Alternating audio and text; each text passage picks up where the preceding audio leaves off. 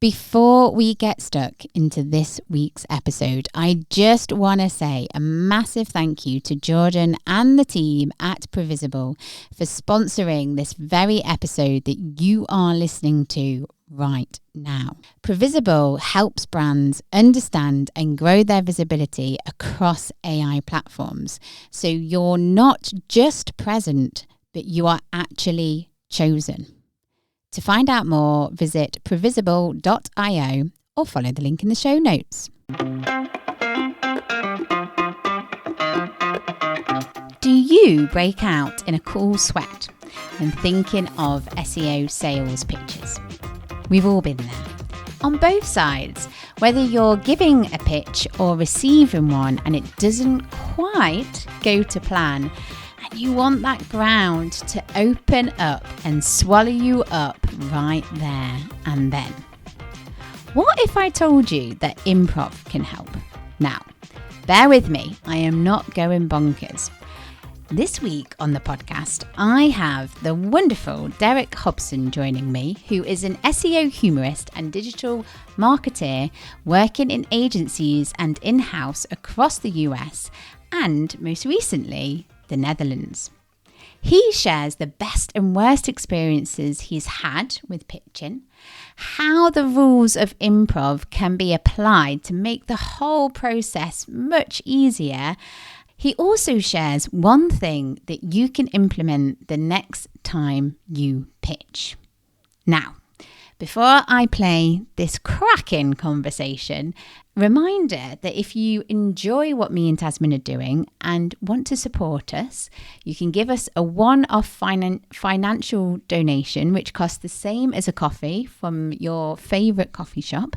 Link in the show notes to do that. And a massive thank you to everyone who has done that already. And word of mouth is the best way to grow a podcast. So share the podcast, share episodes far and wide, help us get the word out there. Without further ado, shall we crack on with this week's episode?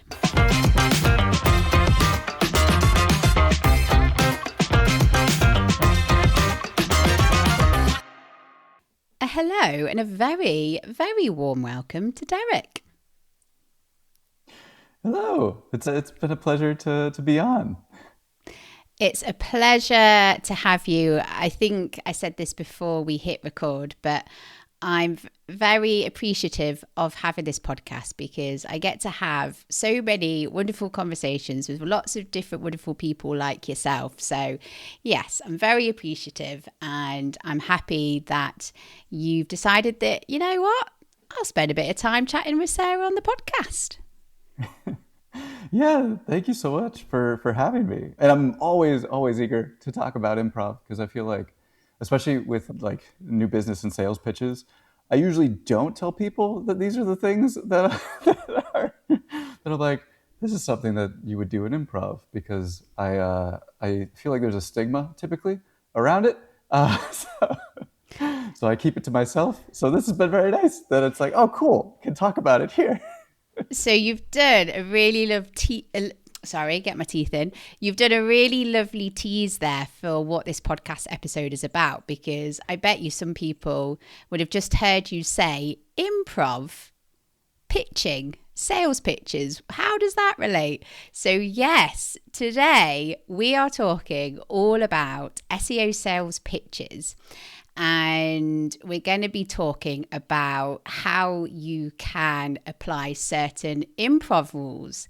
Now, I can't wait to get stuck into this topic. But before we get into the improv side, let's just spend a bit of time on SEO sales pitches. So without naming names, can you give me an example of the best sales pitch you've seen and the worst? Yes. The best ones that I've been on, as funny as it is, aren't even necessarily the ones that we win, but this kind of plays into the improv thing too, where so much of it is a vibe. And a lot of times it's just like, you know, it's either the pricing is too high or there's suddenly some CMO comes in and puts a kibosh on it. But like the best pitches that I've been on usually are they're in person and you're really able to like feel the energy in the room, as well as like play off your colleagues, and even pick up on like small micro expressions that the client or some of the people in the room might be just showing. Those are always the best ones. And then as far as the bad ones, there's two that come to mind that are far more specific. One of them was, it was a pitch where the person was very much leading it themselves, and they were like, I just want someone else in the room to be a fly on the wall, or just kind of like, in case there's a random question that comes through, they can answer it. And I remember asking that person, I was like, can I get a copy of the pitch deck? And they were very, and I think it was a little bit of nerves, but they very much did not send it. And sure enough, in the middle of that pitch, their internet dropped out, leaving me alone in the room with these people. And I had nothing in front of me to show them or display them, and I had no way of knowing if they were coming back.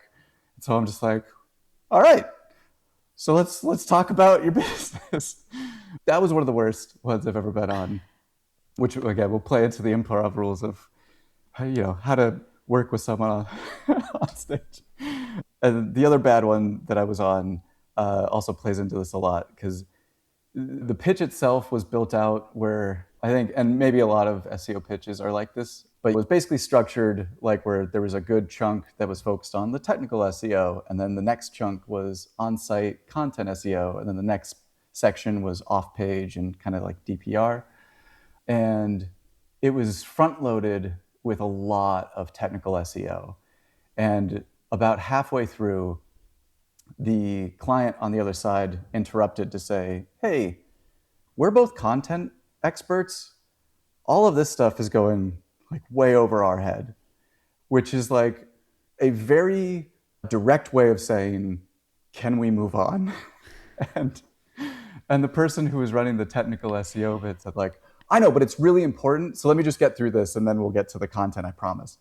It was one of those things where like, we needed to jump to the content. They put in a bid for us to take it, to say like, let's move to something that is more in your wheelhouse. And I think that's like just a cardinal no-no, because then it's like you've now shown that it's like what I'm saying is more important than what you're asking of me. Oh, yes, that is not where you want to be, is it at all? And I'm sorry that I've just made you relive some trauma there, going through some of your worst pitch experiences. But hopefully it's therapeutic. I like to think of this podcast as therapeutic. So hopefully talking about it helps you work through it. So, of course, we were talking on LinkedIn, and that is when you suggested about coming on the podcast, and you had this lovely idea, which you have teased so much, and I love it. Professional podcast host in the making. But you've teased the idea of improv and how improv can help with these SEO sales pitches. So I have to ask this question. I can't not ask this question. Do you do improv? I mean, I would argue professionally, I still do when doing pitches. Fair. But as far as doing like on a stage or at a theater, I don't do it anymore now.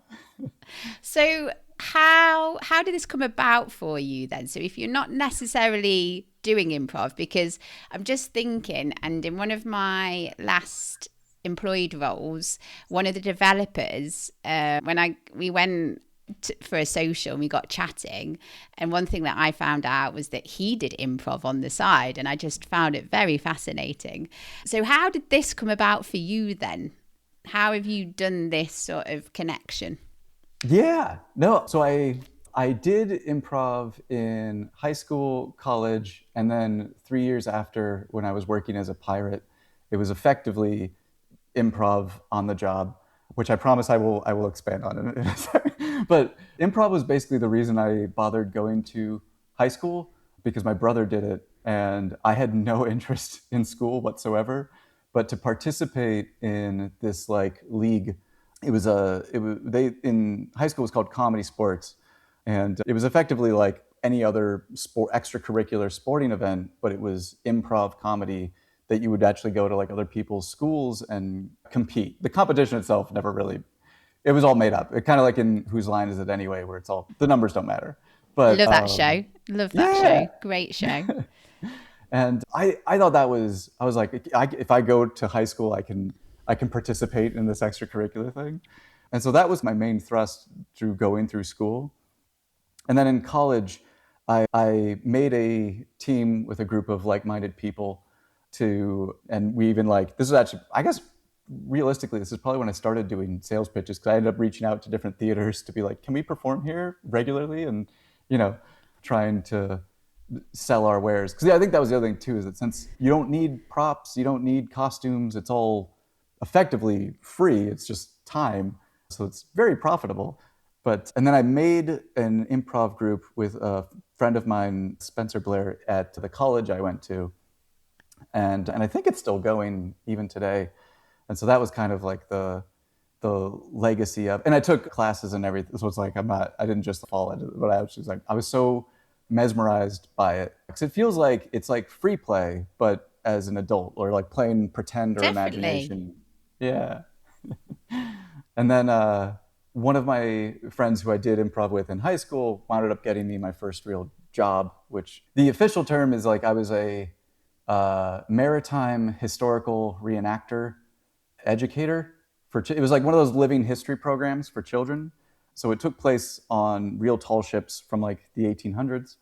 But even that, you don't get handed a script and told how to teach kids about maritime history. You have these kind of like, you have to teach them this, this, and this. Go. And, you obviously you can't pull out anything that would be like, you can't be wearing jeans. Like you've got to wear period appropriate clothing. You can't have a phone with you. Oh, yeah, because you don't want to break the illusion, do you? You want to make sure that everything is how it would be. Yeah, and as I'm sure you can imagine, kids will always ask a lot of questions, and they're going to ask things like, and because it's part of the program where, even though they're supposed to play along of it's the 1800s, they're going to make mistakes. And if someone does something great and they're like, oh, that's a home run, it's like, I got to know, was baseball around in 1834? Or should I ask them what that is? And so you wind up having to have a bunch of different sort of like, in my head, this is where improv comes in, but because you have to make all these different connections, because there's any sort of branching paths that things can go. Because especially like one of the rules on the boats involves bringing kids onto a rowboat. And if they're really good at rowing, then you're going to have a lot of downtime to chat with them, versus if they're really bad at rowing, you're going to need to have a lot of ways to kind of calm everyone down. In character. Yeah. This is really fascinating. And I'm loving hearing your varied past with improv. And it sounds like at many points it's played a pivotal role. Now, in the second half, so we always promise our listeners practical tips and strategies. So in the second half, what we'll do is we'll go through the rules of improv and how you can implement that when you are pitching. But before we go there, I just want to ask you the question: do you think you've always used improv in your career, especially with sales pitches and other projects or things that you're working on? Is it like a proactive thing, or do you just do it innately? I think, well, yeah, that's such a funny, this is such a great question, because I think the greatest thing about it is that it is reactive by the like nature of what it is, where like someone's going to just come out and I've been in scenarios like it can happen on a pitch where we're even like in that scenario of like with the tech people where we didn't know who was going to be in the room. And so all of the tech SEO recommendations for the pitch were great. But when someone comes in and throws this curveball of like, hey, we're focused on onsite and content. We don't know any of what you're talking about. It's a very reactive skill set. And it's being able to then take that and start to immediately chart a new path. Where in that case, like, I think the best thing that we should have done is immediately been like, oh, you know what? Then we'll table this in the appendix. Let's jump to the on-site stuff and talk about content. And so it's a way that, I guess it's something that is reactive by the nature of what it is. But I think like it's doing it so frequently that it feels like it's like, oh, this was thought through from the beginning, or like feeling comfortable taking a different path. Fabulous. Fabulous. Okay, so I'm going to take us to a short break. And as we said, listeners, make sure to come back for part 2, as we'll be running through the rules and how to implement them when you are pitching. But before we do that, and I know that I've already said before we do that, but one last thing. From this first part of our conversation, Derek, what is the one key takeaway you want people to think about? Yeah, the one key takeaway is to not treat a pitch as a script where, like, even if you have a sales deck, I would even argue, don't rehearse it. Focus on like people interrupting, focus on people interject. Someone should be in the room that's role playing a client, because I think it'll make the pitch go a lot more smoothly, reach that flow state, and get you in the mindset of like, oh, if they skip this slide, here's what we do. And we can like circumvent, instead of like treating it as though it's like, oh, I've forgotten what my next line is for a pitch deck. Yes, I love that. I love that. Well, Derek, fascinating conversation so far. Let's take that short break. And yes, I can't wait to carry on discussing this topic in part 2.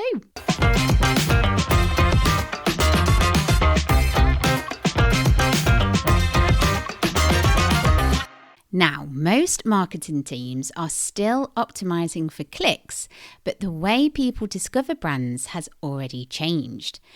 Today, decisions are happening inside AI platforms like ChatGPT, Google's AI overviews, and Gemini, where there's no ranking page, no 10 blue links, and often no click at all. So the question becomes, is your brand showing up when decisions are being made?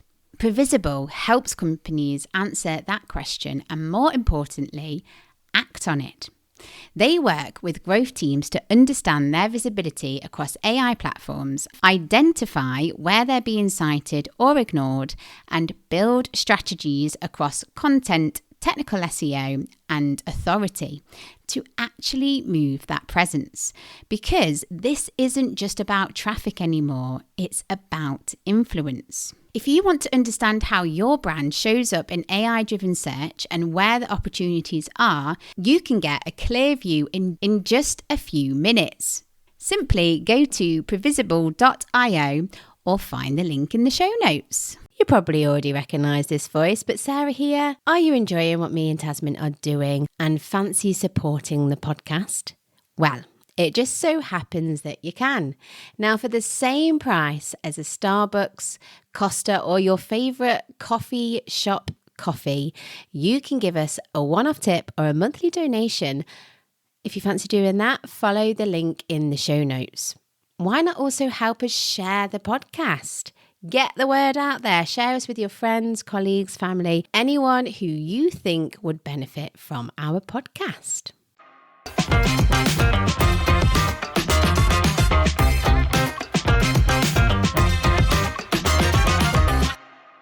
Derek, are you still with us? Yes. I realise that I ask all my guests that, and it's a bit of a weird question because where are you going to go?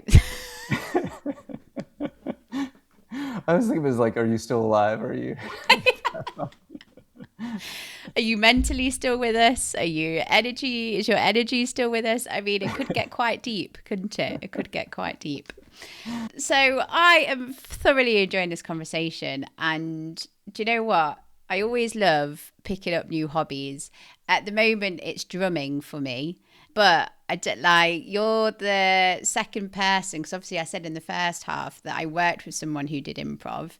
You've now brought it again to me. And I'm like, is the universe telling me that I need to do improv? I I think it's worth anyone doing for at least it's fun. But at the same time, I suppose a conversation in itself is also improv. So um, I suppose podcasting is also a good route as well.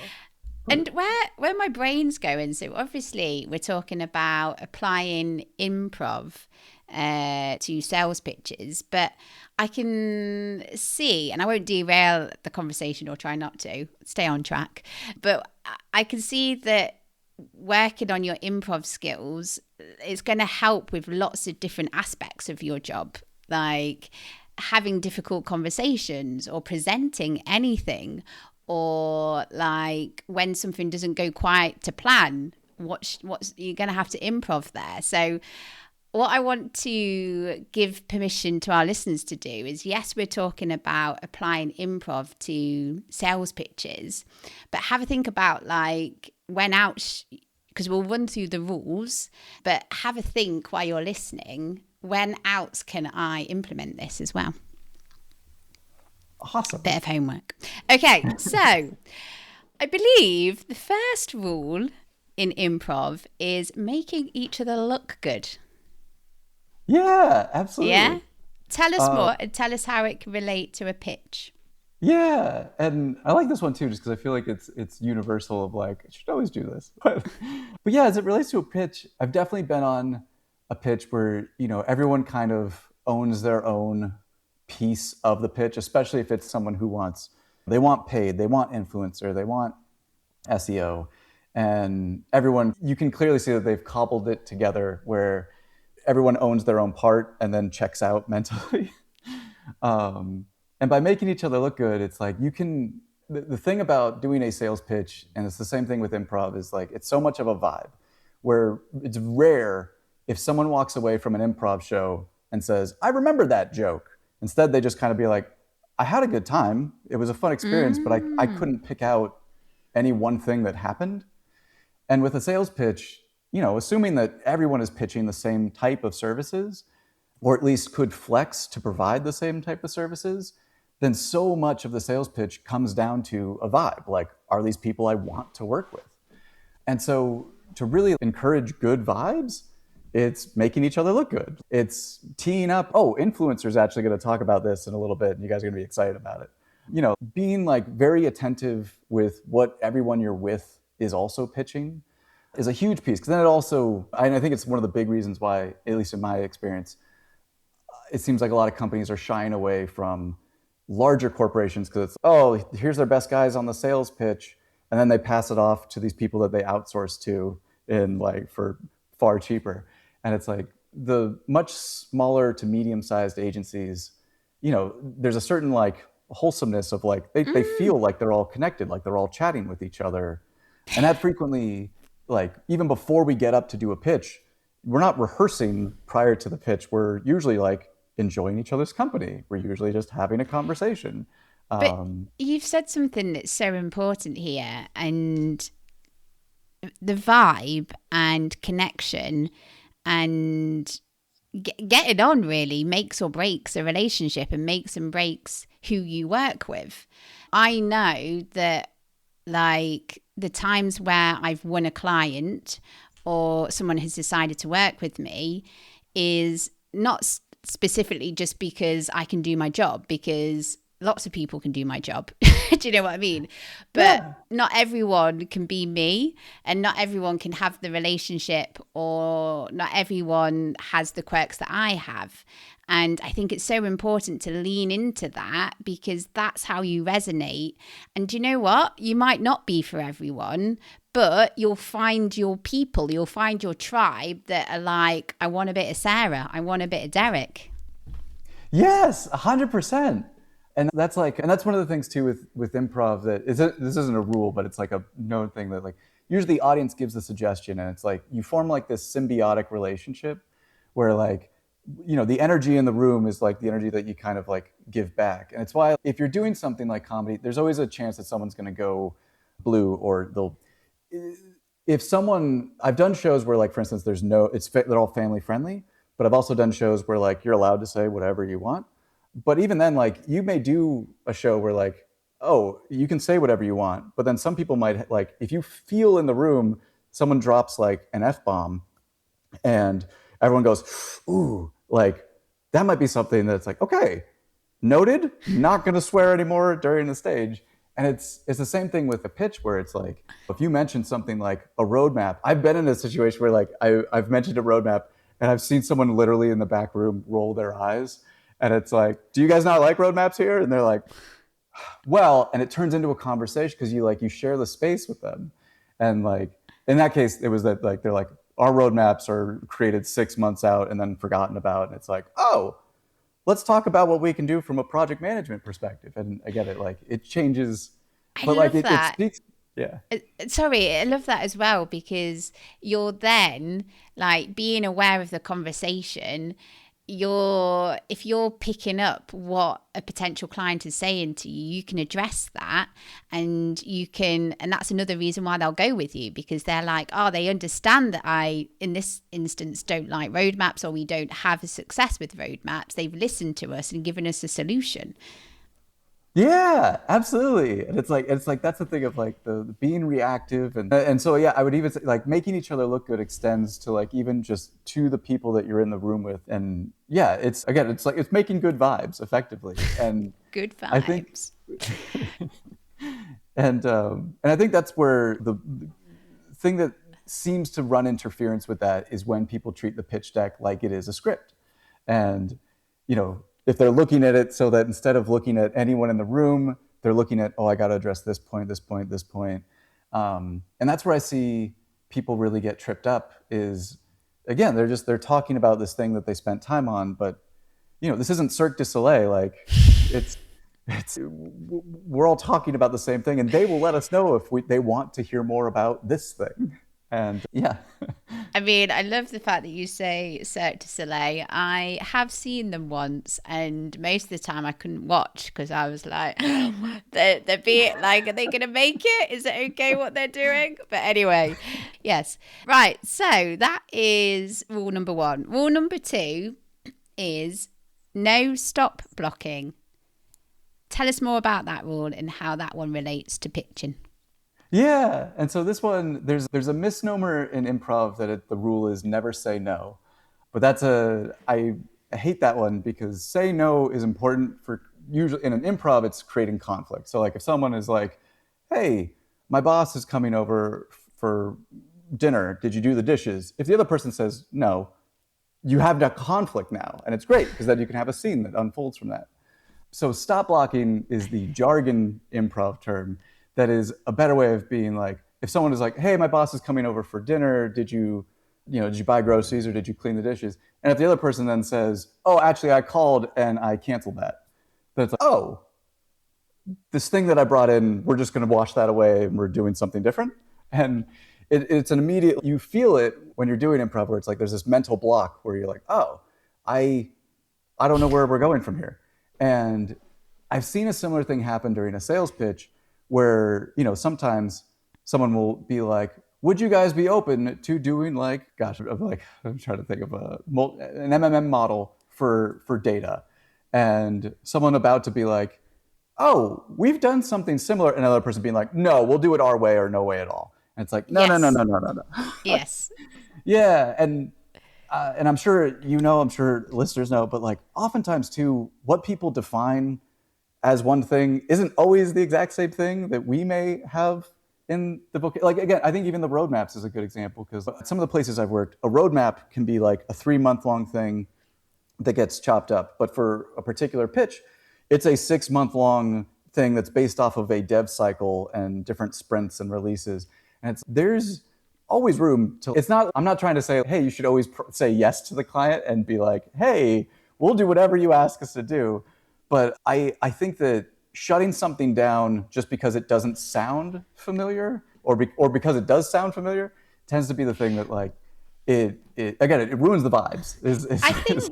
I think where my brain has just gone is rather than shutting it down, the best thing to do is ask questions and be curious, right?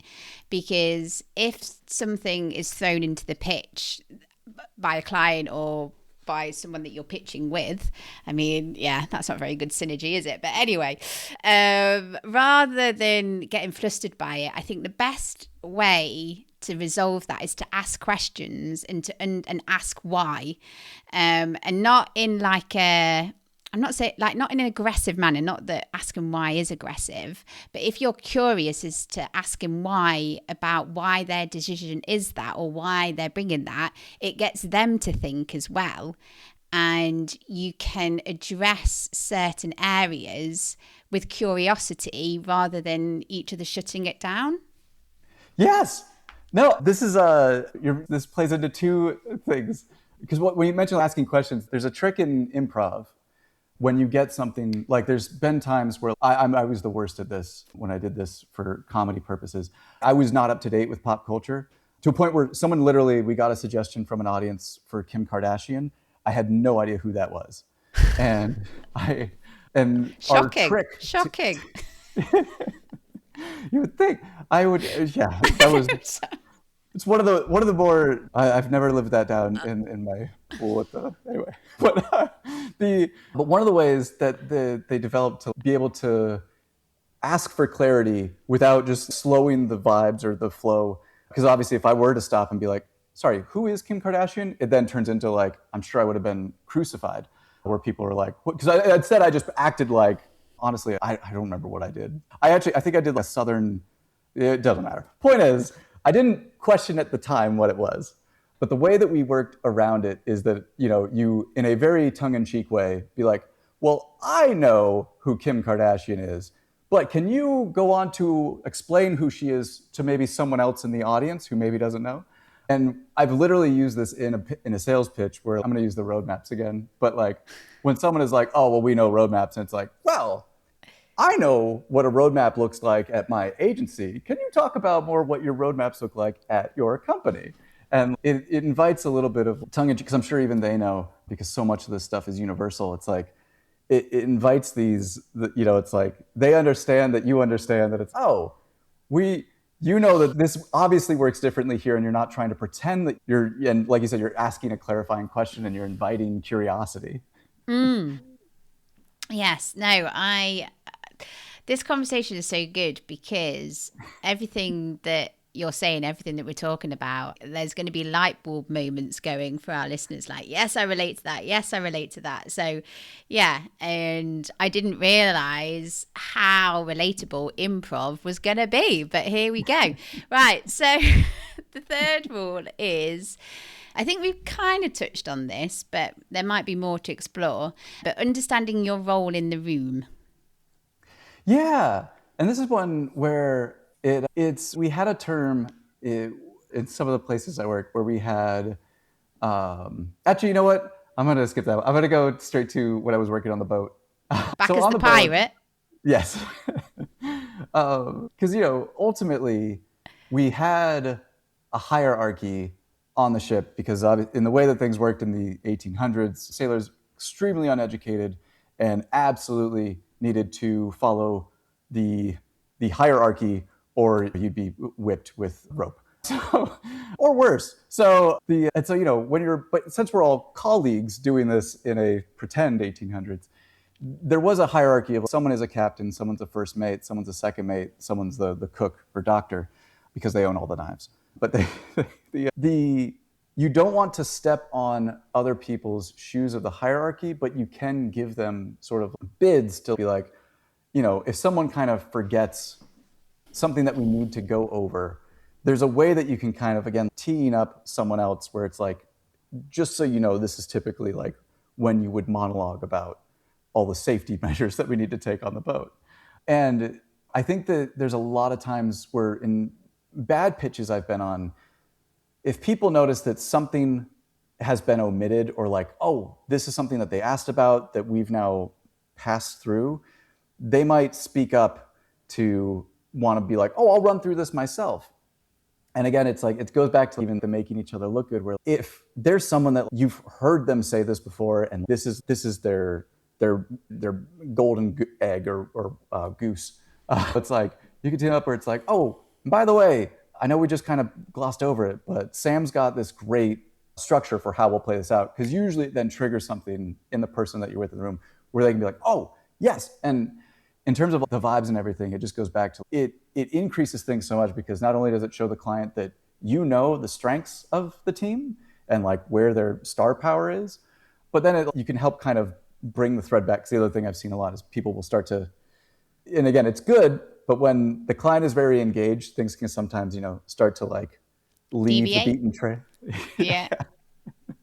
And so like, sometimes it's your job to be we call them glue guys and star players, but like it's just a way of saying like, sometimes it's not your job to be the star and be like, oh, by the way, we could develop this whole thing but to help steer the narrative back into the direction of the pitch. I can resonate, and listeners probably can too as well. Like where meetings, pitches, whatever, calls, catch-ups, they always overrun, don't they? Because someone has got engaged and you're having a lovely conversation, and that is important because you've got to build the relationship between you and the client who you're working with. But I think it's important to have someone mentally, as if this happens, like you don't want to shut it down because you want to build the connection and rapport and all of that stuff, but you need someone whose job will be, okay, I will steer it back. So I think that's really important. I believe those are the main rules. Is there any other rules or any other ideas or things that you do in improv that is relatable here? Yeah, the other two I'll mention, and I promise I'll be quick, is one is to try not to ask each other questions. Typically because, and I'm sure like everyone's been in, like, it's still like, especially when you hit that sort of flow state where like everyone's like bouncing off each other. In improv, when you ask someone a question, you're essentially putting all of the mental energy onto them, where it's like, instead of being able to just be like, even if I go back to this example of like doing the dishes or buying groceries for someone's boss that's coming to dinner, you can turn these things into statements where it's like, oh, my boss is coming over. And then the next person, I'm going too far down the comedy route. I'll go back to the improv. I'm sure everyone's felt this, but it's whenever you ask someone a question of, can we do that? Like suddenly now they've got to switch gears and be like, someone has asked me a direct question, and this takes a lot of mental processing just to be like, I think we can. Do I have the authority to say that we can? Like, and right. Yeah. And it pushes so much of this energy on, whereas like, it's honestly, in my opinion, a far better pitch when like, if a client asks a question, instead of even looking or like being like, oh, Casey, can you take this one? If you even just make eye contact with each other, it's like, do you want to do this or want me? Basically like you can give these more physical cues, or in a virtual world, at least sending a message to each other on Slack and being like, I got it. So that people don't have to kind of like flounder or wonder who's going to take the question. Just to quickly, before you go on to your second point, that's a really nice one as well, because then that helps build up confidence, and it makes you look like a bit more of an oiled machine, doesn't it? And that you're on the same page, or you're singing to the same hymn sheet, whatever you want to say. But yeah, those little nuances give you that edge, don't they? So yeah. What's the last one? You said you wanted to squeeze one more in, didn't you? Yeah, sorry. I just thought of... No, don't apologize. It's a great conversation. The last one is yes and I swear there is someone out there who must be teaching this as a soft skill for like managers and things, because I keep hearing people in meetings and stuff when someone will say something but like, yes, and it's like they're making a point of this is an improv term, but the idea is that you're not only agreeing and showing that camaraderie with your partner, but then you're building on it. And so like, even with like the star players and the glue people, there's a chance that someone's going to be like, oh, and I can do this, and then you don't need to force additional mental load on them by being like, oh, and tell them about this thing.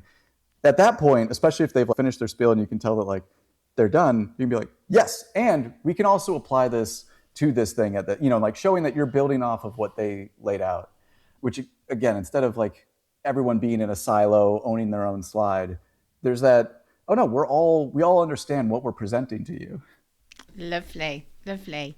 Well, I'm very sorry, but time is flying and I am going to have to wrap us up. I mean, I feel like we could carry on talking about this subject for another hour, couldn't we? Easy, easy.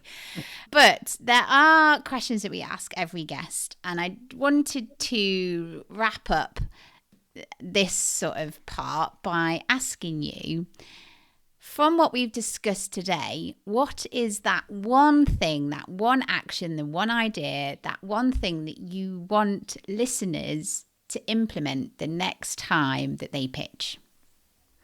Yeah, I think it really is the mindset of make each other look good. Okay, most important. Yeah.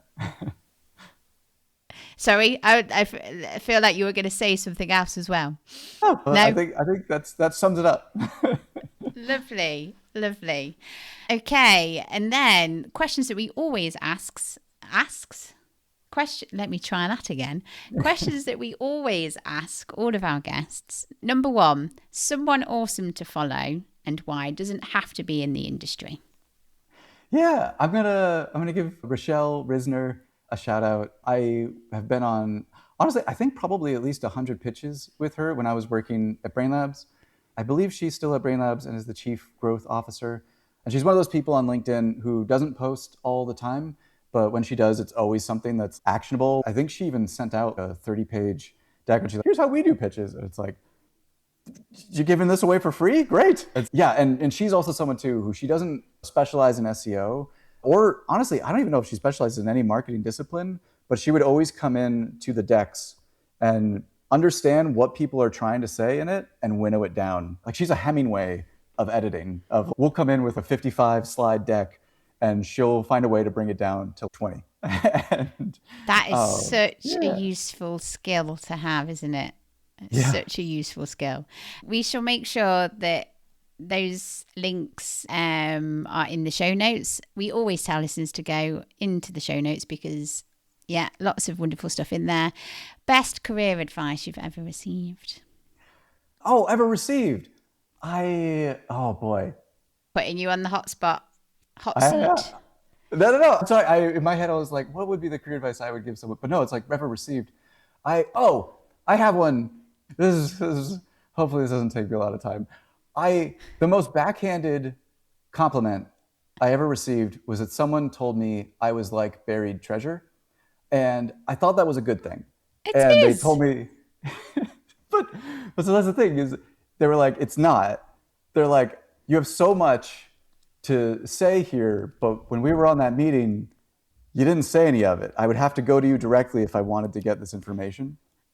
And I think this even goes to, again, with even improv and stuff, it's like vibing with the people around you, being comfortable with the people around you. It's a thing that like, even in the book Radical Candor, they talk about this a lot where, feedback isn't always negative, where like sometimes people are afraid to step forward and say something because they're like, I don't want to step on anyone's toes. And in those situations, giving people that positive feedback of, hey, when you stepped in there, that was great. I would love to see you do that again and again. And I think that's something that I know I'm guilty of in the past of I'm not going to say anything unless I get a clear cue. But I think that's the thing is it's like some people are like, they are buried treasure where it's like, yeah, if you get down there, you can see what all they have to offer. And so I think it's just more of like, I guess being the buried treasure in a fish tank where they open up with the bubbles, that would be the career advice I think that they basically gave to me that I would give to other people. No, that is really good advice because it kind of, I don't know where this came up this week for me, but someone was sort of saying like, you can't expect people to know the good that you're doing. You have to put yourself out there. You have to. It was on another podcast episode. Yes, it was on another podcast episode that I was recording, and it got brought up about, you got to be your own cheerleader in a way, and you've got to show up and you've got to tell people because you can't get disgruntled of like, why am I not getting recognition or why am I not being where I want to be? If you're not putting the work in and putting yourself out there, like you are going to be hidden treasure. So that's a great point to finish on. Derek, I am sure, I want to carry on the conversation with you. I want to carry on chatting. So how can me and the listeners do that? Where are you? Yeah, I'm on LinkedIn, fairly active, and I'm very open to chatting with people. Even like again, I chat with people on there a lot, and again, not just publicly, and I don't mean that in a weird way, but like I genuinely, I used to write. Honestly, there were like mini novellas to people in email. So I love chatting, and LinkedIn is probably where I'm most prevalent. Otherwise, SEOhumorist.com is where I try and make light of the things that we go through every day. And yeah. Lovely stuff. I will make sure all of your links, Derek, are in the show notes. So listeners, you know what to do. Go and head on into the treasure trove as we're talking about hidden treasure. Don't let our show notes be hidden treasure. There we go. That was a weird segue. Anyway, moving on. Like Thank you very much, Derek, for this wonderful conversation. I loved every ounce of it. At the beginning, I was like, this is going to be interesting. How is it all going to relate? And it did. And I'm going to become an improv person. That's my next hobby on the list there. Right. So the only thing that I need to definitely say is if you enjoy the podcast, if you enjoy what me and Tasmin are doing, you can support us. So you can give us a one-off donation. There'll be links in the show notes to do that. It costs you as much as your favorite beverage from your favorite beverage shop. Big thank you to everyone who has done that. And another way that you can support us is word of mouth. Word of mouth is the best way to get people knowing about podcasts. So help us out. And next time you're talking to someone and you're like, Sharon, I don't know anyone called Sharon, work with me here. Sharon would love this episode. Share it with them. And yeah, help us get the podcast under more noses. Right, Derek, shall we say goodbye until next time and take care of yourselves? That sounds great. Goodbye and until next time. See you later.